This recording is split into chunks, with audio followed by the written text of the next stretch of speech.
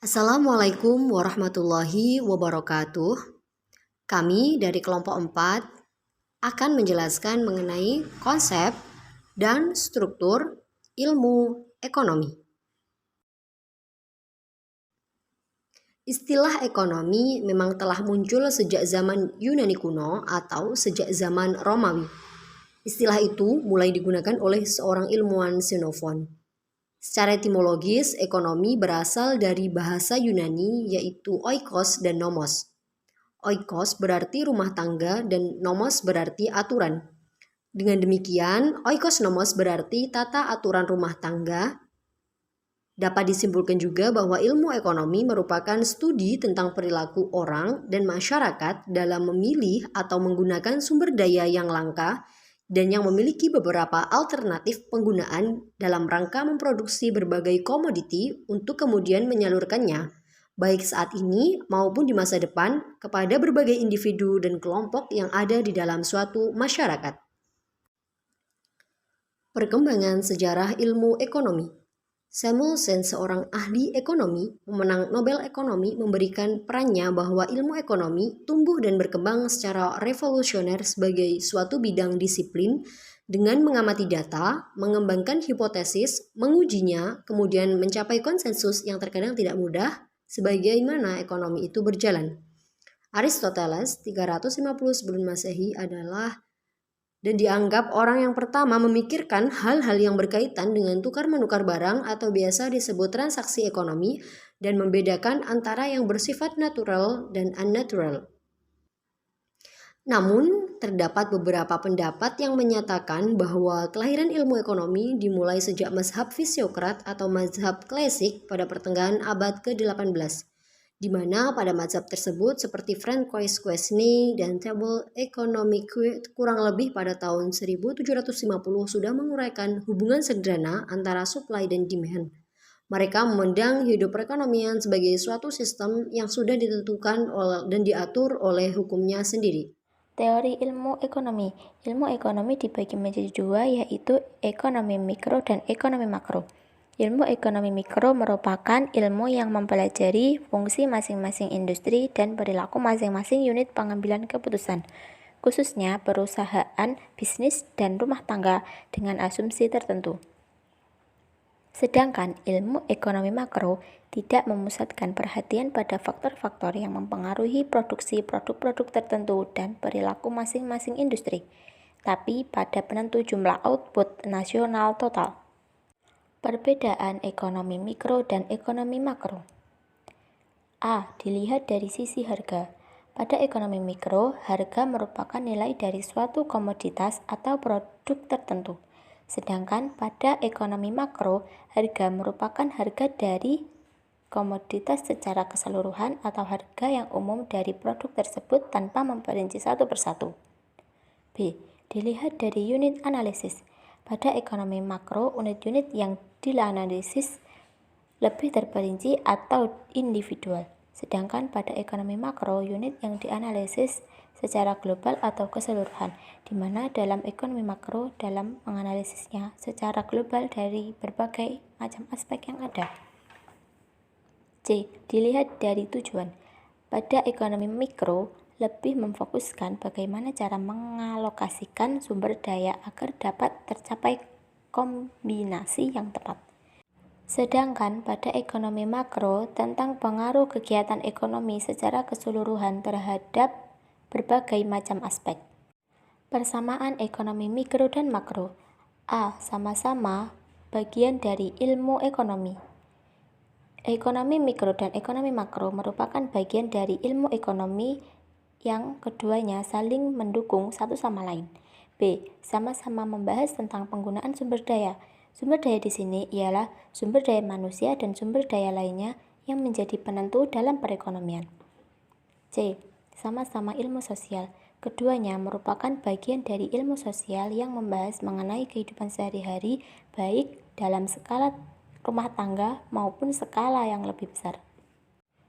Ilmu ekonomi dapat dibagi menjadi tiga, yaitu 1. Ekonomi lukisan, yaitu hanya menggambarkan gejala-gejala ekonomi dan tidak menganalisis lebih mendalam. 2. Teori ekonomi ialah menerangkan hubungan antara berbagai gejala-gejala ekonomi dan dari hubungan ini dirumuskan berbagai hukum ekonomi. 3. Ekonomi yang dipraktekkan ialah ekonomi yang terpakai dalam masyarakat. Dalam golongan ini termasuk ekonomi perusahaan. Ruang lingkup ekonomi. Ilmu ekonomi merupakan bidang disiplin yang kurang jelas batasan-batasannya karena mencakup terlalu banyak hal. Batasan selalu berubah-ubah dan definisi yang digunakan pun sering merupakan subjek yang kontroversial sifatnya. Ekonomi mikro merupakan cabang ilmu ekonomi yang khusus mempelajari bagian-bagian kecil, aspek individual dari keseluruhan kegiatan perekonomian. Tujuan dan sasaran analisis ekonomi mikro lebih dititik beratkan pada cara membuat pilihan untuk 1.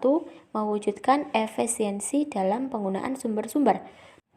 2. Mencapai kepuasan yang maksimum. Ekonomi makro. Ekonomi makro merupakan cabang ilmu ekonomi yang khusus mempelajari mekanisme bekerjanya perekonomian sebagai suatu keseluruhan berkaitan dengan penggunaan faktor produksi yang tersedia secara efisien agar kemakmuran masyarakat dapat dimaksimumkan. Tujuan dan sasaran analisis ekonomi makro antara lain membahas masalah 1. Sisi permintaan agregat atau keseluruhan dalam menentukan tingkat kegiatan ekonomi. 2. Pentingnya kebijakan dan campur tangan pemerintah untuk mewujudkan prestasi kegiatan ekonomi yang diinginkan. Metode ilmu ekonomi. 1. Metode induktif.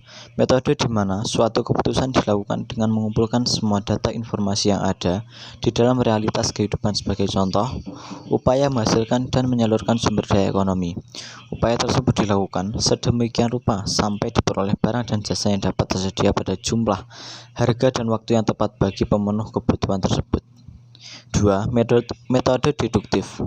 Metode ilmu ekonomi yang bekerja atas dasar hukum, ketentuan, atau prinsip umum yang sudah diuji kebenarannya. Dengan metode ini, ilmu ekonomi mencoba menetapkan cara pemecahan masalah sesuai dengan acuan, prinsip hukum, dan ketentuan yang ada dalam ilmu ekonomi. Misalnya, dalam ilmu ekonomi terdapat hukum yang mengemukakan bahwa jika persediaan barang dan jasa berkembang dalam masyarakat, sementara permintaannya tetap, maka barang dan jasa akan naik harganya. Ketiga, metode matematika. Metode yang digunakan untuk memecahkan masalah-masalah ekonomi dengan cara pemecahan soal-soal secara matematis. Maksudnya, bahwa dalam matematika terdapat kebiasaan yang dimulai dengan pembahasan dalil-dalil. Melalui pembahasan dalil-dalil tersebut, dapat dipastikan bahwa kajiannya dapat diterima secara umum. Keempat, metode statistika. Suatu metode pemecahan masalah ekonomi dengan cara pengumpulan, pengolahan, analisis, penafsiran, dan pengajian data dalam bentuk angka-angka secara statistik. Dari angka-angka yang dihasilkan, kemudian dapat diketahui permasalahannya yang sesungguhnya.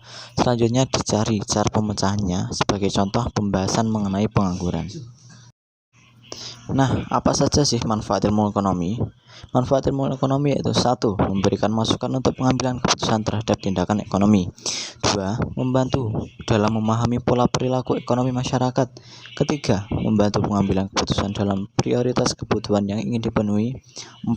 Membantu memberikan pengertian pada potensi dan keterbatasan sebuah kebijakan ekonomi. Kelima, meningkatkan kepekaan manusia pada masalah ekonomi dan global.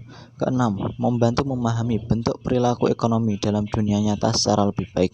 Ketujuh, membuat dan mempelajari lebih mahir atau ahli dalam menyelesaikan masalah ekonomi. 8. Memberikan pemahaman atas potensi dan keterbatasan kebijakan ekonomi. 9. Memanfaatkan ilmu ekonomi yang sangat berguna di kehidupan sehari-hari adalah membuat kita lebih bijak dalam menggunakan sumber daya yang kita punya. 10. Mempelajari ilmu ekonomi sangat bermanfaat bagi semua lapisan masyarakat, khususnya dalam ruang lingkup keluarga. Dengan belajar ilmu ekonomi, kita dapat dengan bijak dan cermat mengatur skala prioritas kebutuhan-kebutuhan keluarga dan pribadi dari yang terpenting dahulu. Hubungan dengan ilmu sosial dan studi sosial. Ilmu ekonomi dalam kaitannya dengan ilmu-ilmu sosial. Ilmu sosial adalah ilmu yang subjek materasnya masyarakat. Apakah kelompok dalam masyarakat, lembaga-lembaga dalam masyarakat, hubungan antar manusia, hubungan antar kelompok serta lembaga, juga hubungan antara manusia dengan benda dan dengan segala macam dibutuhkan. Apa yang menjadi tugas ilmu ekonomi? Ekonomi mempersoalkan usaha manusia untuk meningkatkan kemakmurannya, baik secara perseorangan maupun skala berkelompok atau keluarga, bangsa, dan masyarakat. Sebagai suatu ilmu ekonomi, tentunya memiliki objek material atau apa yang dipelajari, dan objek formal atau bagaimana cara mempelajarinya. Mungkin cukup sekian presentasi dari kelompok kami. Ada kurang lebihnya kami mohon maaf. Wallahu muwaffiq ila aqwamit thoriq. Wassalamualaikum warahmatullahi wabarakatuh.